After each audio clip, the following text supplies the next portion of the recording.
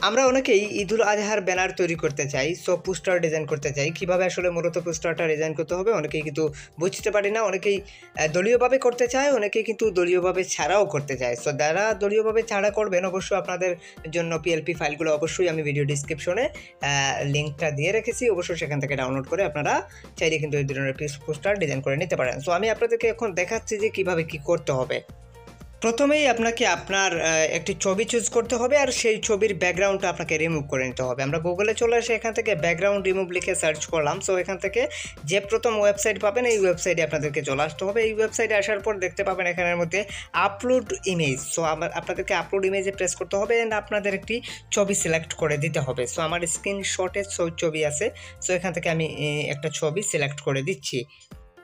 আমার এই ছবিটার ব্যাকগ্রাউন্ড আমি রিমুভ করব, সেজন্য আমি এই ছবিটাতে প্রেস করলাম অ্যান্ড এখান থেকে অটোমেটিক্যালি ব্যাকগ্রাউন্ডটা রিমুভ হয়ে যাচ্ছে। সো অটোমেটিক্যালি ব্যাকগ্রাউন্ডটা রিমুভ হয়ে গেল। এখান থেকে আমি ডাউনলোডে প্রেস করে এই ছবিটাকে আমাকে ডাউনলোড করে নিতে হবে। জাস্ট 1 মিনিটের মধ্যেই এই কাজটা আপনারা করতে পারবেন। সো আমরা ডাউনলোড করে নিচ্ছি।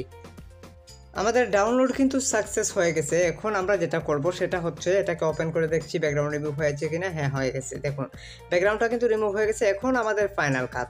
সো এখন আমরা চলে আসলাম কোথায়, আমাদেরকে যে পিএলপি ফাইলটি ডাউনলোড করতে হবে সেটার ইয়েতে চলে আসলাম। এখান থেকে আপনাদেরকে এই পিএলপি ফাইলগুলো আপনাদেরকে ডাউনলোড করে নিতে হবে। পিএলপি ফাইলগুলো অবশ্যই এখান থেকে ডাউনলোডে প্রেস করলেই কিন্তু আপনারা ডাউনলোড করতে পারবেন। ঠিক আছে, ওই এখানে 3টা পিএলপি ফাইল আছে, 2টা হচ্ছে দলীয় আর একটা হচ্ছে দলীয় ছাড়া। ঠিক আছে, সো আপনারা এই 3টা পিএলপি ফাইলই আপনারা ডাউনলোড করে নেবেন। আমি অবশ্যই ভিডিও ডিসক্রিপশনে এই লিঙ্কটা দিয়ে রেখেছি, আপনারা এই লিঙ্কে চলে আসবেন।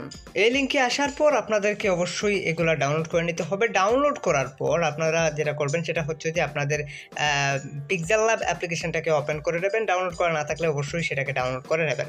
সো আমরা পিক্সেলল্যাবে চলে আসলাম। পিক্সেলল্যাবে আসার পর এখান থেকে পিএলপি ওপেন এখানে প্রেস করবেন। So open PLP. সো এখান থেকে তারপর এই পিএলপিতে প্রেস করে এখান থেকে সেই যে 3টা পিএলপি আপনি ডাউনলোড করেছিলেন সেই 3টা পিএলপি আপনাকে এখান থেকে অ্যাড করে দিতে পারেন, অথবা একটা দিয়ে দিতে পারেন। সো আমি মাঝখানেটা দিচ্ছি, ওপেন লিগেটটা দিয়ে দেখাচ্ছি, সেজন্য আমি এখান থেকে ওপেন অ্যাড করে দিচ্ছি। সো এখান থেকে অ্যাড করে দিলাম। আমি একটু ব্যাক করবো। ব্যাক করার সাথে সাথে দেখতে পাচ্ছেন সেই পিএলপিটা এখানের মধ্যে অ্যাড হয়ে গেছে।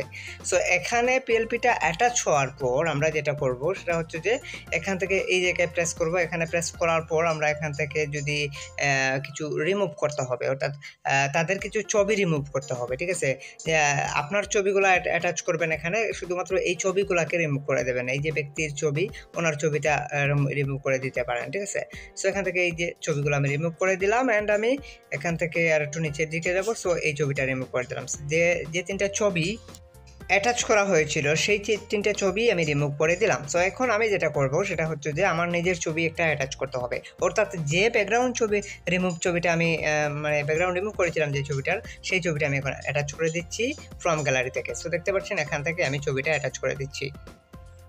ডাউনলোড ফোল্ডারে আসার পর এখান থেকে আমার ছবিটা আমি দেখতে পাচ্ছি, এই যে ব্যাকগ্রাউন্ড রিমুভ ছবিটা, সেটা আমি এখানের মধ্যে এনে অ্যাটাচ করে দিচ্ছি।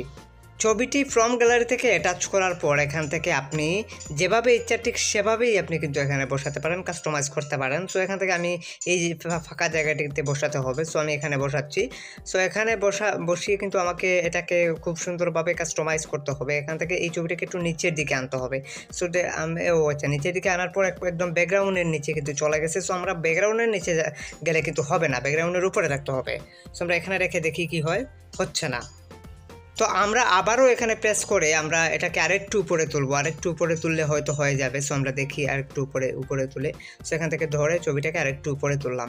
সো উপরে তোলার পর দেখতে পাচ্ছেন যে এখন কিন্তু হচ্ছে না। তারপর আরেকটু নিচের দিকে যেতে হবে, মেবি আমি দেখি আসলে কোথায় যেতে হবে, একটু নিচের দিকে যেতে হবে। এখানে এই যে সাদা শেডের মানে ভিতরে কিন্তু এই ছবিটা প্রবেশ করতে হবে। ঠিক আছে, নিচের যে সাদা একটা শেড আছে, এই যে সাদা শেড, এই সাদা শেডের মাঝখানে বসিয়ে দেবেন, 2টা সাদা শেডের মাঝখানে। ভালো করে লক্ষ্য করুন, আমি আবারও দেখাচ্ছি আপনাদেরকে। এই যে 2টা সাদা শেড দেখতে পাচ্ছেন, 2টা সাদা শেডের মাঝখানে একদম মাঝখানে এখানে বসিয়ে দেবেন। সো এখানে বসিয়ে দেওয়ার পর দেখুন এটা কিন্তু অ্যাটাচ হয়ে গেছে। সো এভাবে কিন্তু করতে হবে। সো একটু বড় করে নিলাম, তারপর এখানে এরকমভাবে একটু বসিয়ে দিলাম, দ্যাটস ইট। এবং কিন্তু হয়ে গেল। চাইলে আপনি আর একটু বড় করতে পারেন, ছোটো করতে পারেন, এটা আপনার ইচ্ছা। তারপর এখান থেকে আপনি এখানে প্রেস করে এখান থেকে যদি চান এটা দিয়ে দিতে, আমি দেখাচ্ছি আপনাদেরকে। এখান থেকে কালার চাইলে আপনি এখান থেকে কালার পরিবর্তন করতে পারেন, তবে আমার কালার পরিবর্তন করার কোনো প্রয়োজন আছে বলে আমার মনে হয় না। এখান থেকে চাইলে আপনি ব্রাইটনেসটা কিছুটা বাড়িয়ে দিতে পারেন অ্যান্ড আপনার কিছুটা কালার বাড়িয়ে দিতে পারেন। এটা আপনি ছবি দেখে বুঝবেন যে ছবিটা যদি একটু ওয়াশড আউট হয়, সেক্ষেত্রে আপনাকে যেরকমভাবে কালারটা একটু বাড়িয়ে দিলে ভালো হবে নাকি একটু কমিয়ে দিলে ভালো হবে, সেটা আপনি দেখলে এখানে স্যাচুরেটভাবে মিলিয়ে নেবেন। ঠিক আছে, আশা করি বুঝতে পেরেছেন। সো তারপর আপনি যেটা করতে পারেন সেটা হচ্ছে যে আপনার ছবিটা যদি খুব একটা ভালোভাবে দেখা না যায়, সেক্ষেত্রে এখানে প্রেস করে এটাকে অন করে দিতে পারেন। সো দেখতে পাচ্ছেন ছবিটা কীরকমভাবে হয়ে গেছে, খুবই সুন্দর দেখা যাচ্ছে যে ছবিটা আছে এখানে, সেটা দেখা যাচ্ছে। যদি ছবিটার ফোকাসটা ঠিকভাবে না আসে, সেক্ষেত্রে আপনি এটা অন করে দিতে পারেন। তারপর হচ্ছে আপনি এখন আপনার নামটা চেঞ্জ করতে হবে। এখানের মধ্যে আব্দুল কালাম আজাদ লেখা আছে, এটাকে আপনাকে পরিবর্তন করতে হবে। এটার উপরে ট্যাপ করে, এটার উপরে লক করা আছে, এটাকে আনলক করে আপনাকে এটাকে পরিবর্তন করে দিতে হবে। আপনার নামটা আপনি এখানে লিখে দিতে পারেন। ঠিক আছে, সো আমি এটাকে আনলক করছি, আনলক হয় নাই, আমি আবারও প্রেস করে এটাকে আনলক করতে হবে। সো এখান থেকে আনলকের উপর ট্যাপ করব, এটাকে আনলক করতে হবে। দেখুন লাল করে লেখা আছে, এটা আনলক করে দিলাম। আনলক করে দিয়ে এখানে ডবল প্রেস করে এখানে নামটা আমাকে পরিবর্তন করে দিতে হচ্ছে।